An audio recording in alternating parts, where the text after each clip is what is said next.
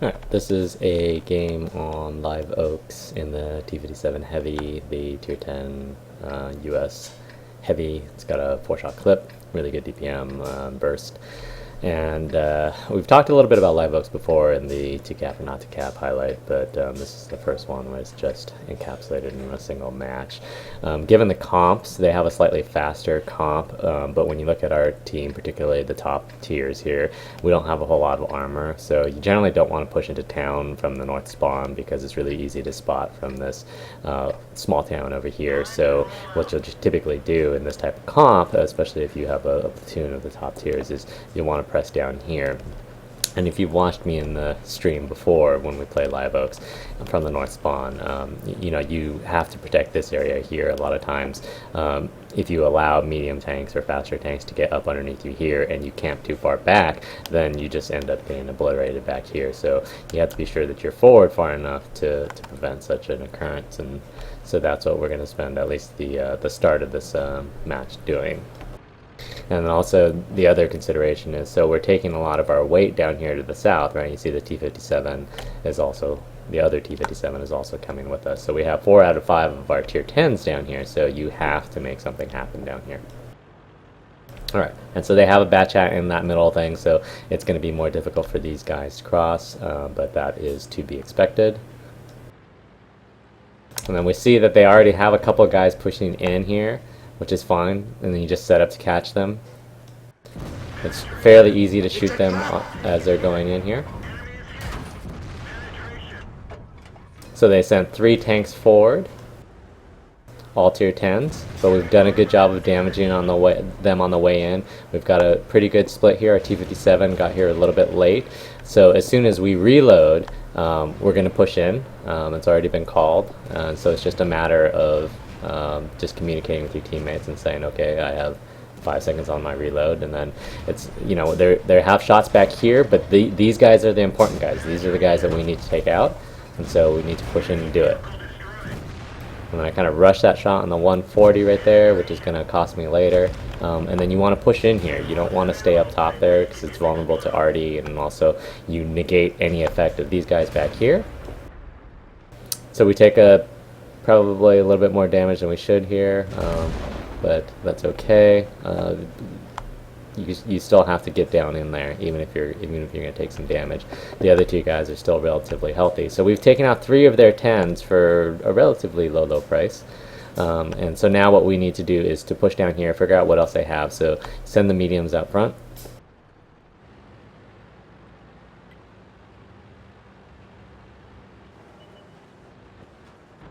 Right, and you see our team got caught up in this A3, A4 area, and notice how they haven't really spotted anything else yet.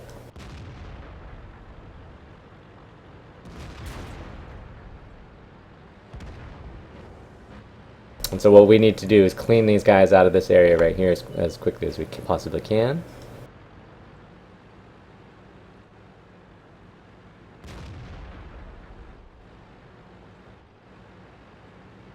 It's a trap!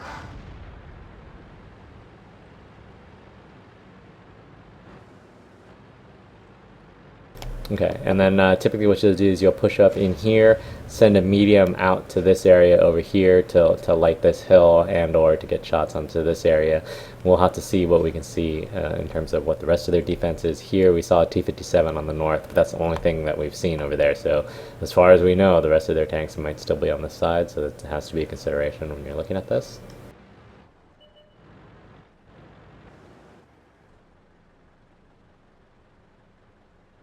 And the FV is back here, so now we know that. The Tiger 2 is up on the hill. They've got a Ferdinand here. The Type 61 has run away, so he could be pretty much anywhere at this point.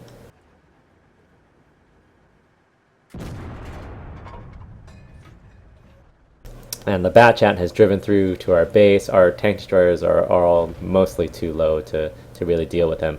They're kind of entrenched in here, right? They got the 5120 back there as well. So I make the call to go back to the base. It looks like we're going to lose on this north side, so I want to be sure to get back before these guys all die. So I'm going to go ahead and reload and start going back, and these guys will head back as well shortly. And then what you want to do when you do this, when you execute a retreat, you always want to have one of those guys trailing to watch the back, because what you're going to end up doing, we're going to lose these guys on the north, and what you're going to end up doing is you're going to want to have the way that you're facing, you're going to want to have your DPS tank, which is the T57, basically playing the middle. You're going to want a spotter tank, which would be one of these lights. I'm sorry, one of these mediums. I think it's lefties, is going to be up out front, and then you're going to want to have one trailing guy. And the trailing guy just makes sure that these guys don't come in and backdoor you.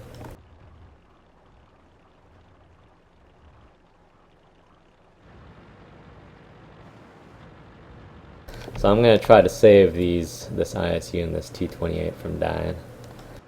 This T28 is going to do his darndest to prevent me from helping him, though. So there's this narrow window. I know the Batchat's going to probably come around on this side, and so there's this narrow window in which I can shoot him to potentially save the T28, but the T28 kind of blocks the Batchat, which is unfortunate. But we're able to basically take out their 4 guys, and see our E4 is kind of struggling over here in the middle. And then now lefty's out front, Token's the trailing guy. We've lost this north, so now we gotta see if we can pick up these 2 guys coming across. T57's going towards the A line. These guys are still held in place by this Tiger 2, who's being way too aggressive for being there by himself. And then, so this is the setup essentially that you want. You want to have one trailing guy, one lead guy, and one damage dealer.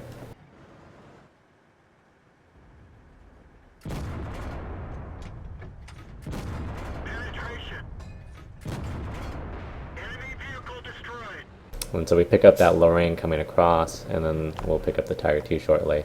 And because of the way that the terrain is, particularly like under these cars, you'll see that you can sit back here and you can shoot underneath these cars to go across there, which is usually pretty good in terms of if you need cover, particularly to this city over here.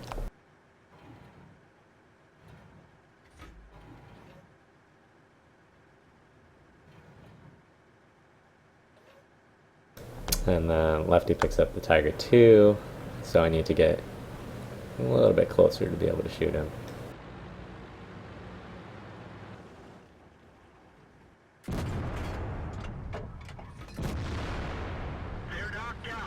And so we know that the T57 had headed towards the A line. We know that the rest of their tanks were mostly down here. We want to see what this Type 61 is doing. So Token's lit that guy, which prevented him from basically just driving in. So they know Token is there. And then, so what we'll eventually do, so these guys were pretty rooted in here, so it's going to be more difficult to take them out. The T57, if he's still there, is going to be somewhat ISO'd. So what we're going to do is we're going to end up pushing north. And so once you make a decision as far as, you know, what the plan is, at this point, what you want to do is you want to have everybody go together.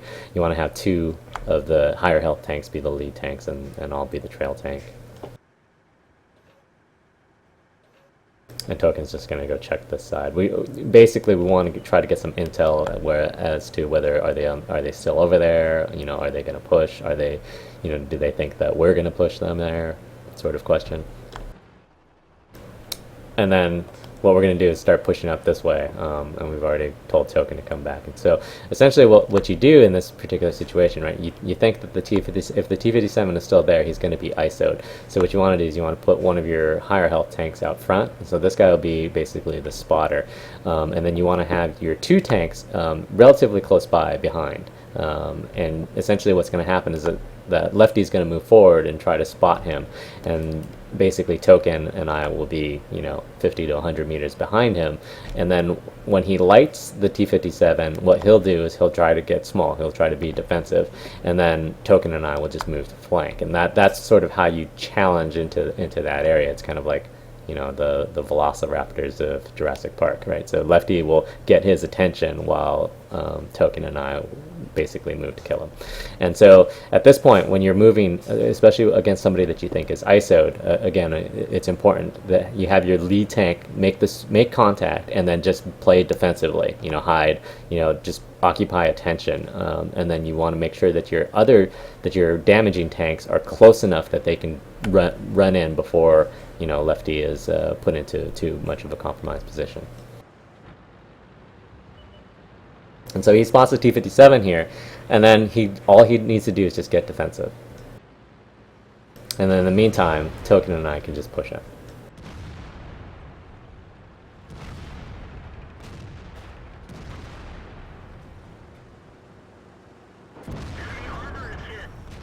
It's a And the trap! T57's already clipped out, and I think the artillery is about to miss. Yeah, the artillery just missed, and so we've basically circled this T57 to the point where it's GG. And so we were able to take out the ISO without taking much damage. We know that the rest of their tanks were initially down there, so what we're going to do is we're going to go through this north. It's easier to assault this area if they're still there from the north side than it is from the south, depending on how you do it. But basically I made the call to assault through the north. And so what you want to do in this situation, right, because there's still the potential of them coming up around the flank, but if they have a relatively slow team, they have tank destroyers, and they're relatively low health. So what you want to do in this situation is push through the north, and then you want to be close enough to your base, especially when you have a couple of faster tanks. You want to be close enough that if they do get on the cap that you can send somebody back to reset. But you also want to be forward enough that you can deal damage, right? And there's 4 minutes left in the game.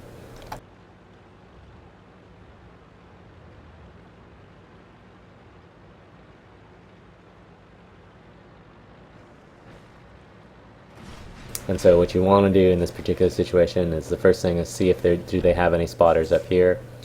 Just poke out, see if you get lit. Move one of your fast tanks, in this case it'll be Token, up.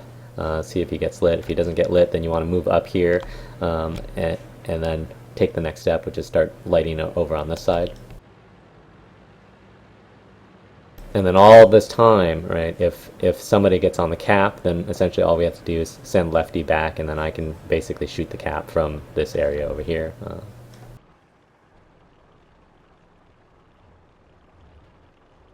And so we have Token on this east hill, Lefty will go to the west hill.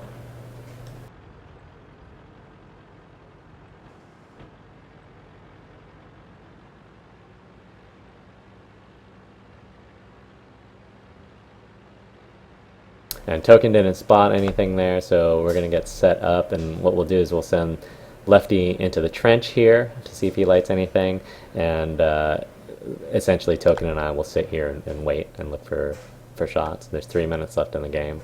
So what we know is that we want to be able to push in here, but we also want to be able to, if it doesn't go well for us, to basically have an exit plan. So Lefty's going to push up towards the ditch, and as he's crossing this field and he's not getting lit and he doesn't spawn anything, essentially what we'll do is we'll send Token down into the swamp over here. I think we spot the 215B over here. But basically we're both just covering Lefty right now. And so he spots the 215B as he heads into the ditch. And then so now what we want to do is we want to start coming around through this swamp area because Lefty's safe in the ditch.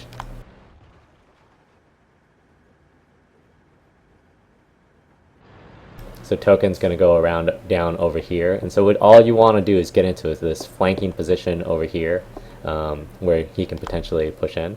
And there's 2 minutes left in the game, and essentially what I'll do is I'll follow the same, and depending on what Token sees, I'll either follow Token or I'll split up top.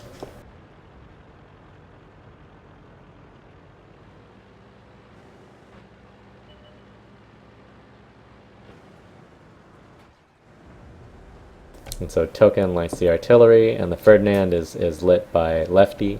So we know where all of their tanks are. All of their tanks are in front of us. So I'm going to split the middle here and take this area over here so that I can basically be a flanking, have flanking fire for Token and or Lefty. So we're going to have different avenues of fire here. And there's 1 minute and 17 seconds left in the game, but everything is in front of us, so we have plenty of time. So essentially what happens is I know that there's not a whole lot of overlapping lanes of fire here, so I'm able to take out this Ferdinand, taking a hit from him. Token takes out the FV-183, and then we're able to take out the Type 61 pretty quickly. So at the end of the game, essentially what happened is that, so we pushed south and we crushed their south pretty well, but once we got into their base, right, they had more tanks there and they were pretty well entrenched. And in the meantime, we know that we're losing that north, so come back to the north, defend, clean up. We were able to ISO and take out that T57, which then allowed us to come all the way back to the base. So you kind of have to keep an eye on the time. But again, this is something that is much easier done with teamwork. When you have sort of proper attacking angles into any engagement, and pretty much everything that we did there was essentially textbook from that initial engagement on, in terms of having the right guys in the right places, firing at the right tanks, which is always nice, and that's certainly the benefit of running a platoon. And so if you look at the stats, I mean, the stats essentially reflect that. If I can find where they are. So if you look at our team actually didn't really do a whole lot. So this was a pretty heavy carry. But again, a lot of that was because we worked together. Like when you start looking even from that initial engagement in that at the South Trench Bridge against those three mediums, when I pushed into the trench, I need the support of Token and Lefty down there in order to actually win that. And it's vice versa, they need me alive later on, to be able to deal damage, and they need to be able to front tanks later on as well. And so a lot of the sort of teamwork involved there is the only reason why we won that game, because like I said, if I was soloing this match, we would have lost this match miserably. And just even with two other really good players, we just barely won. And that's just something to note about the game in general. Is that it's 15 on 15, and so it's a lot of times people will always go, oh well, it's really difficult for one person to make a difference, and that's true. I mean, when you look at it, it was really difficult for three people to make a difference in this game, even though we were playing fairly well together in terms of teamwork. And so it's one of those just weird things about tanks, is that sometimes you can have these heroic efforts and you'll still lose, or barely win. But in a sense, that's also what makes it pretty fun. All right, anyways, I hope that was helpful for Live Oaks, and maybe some how to approach teamwork situations, and breaching attacks into areas. And thanks for watching.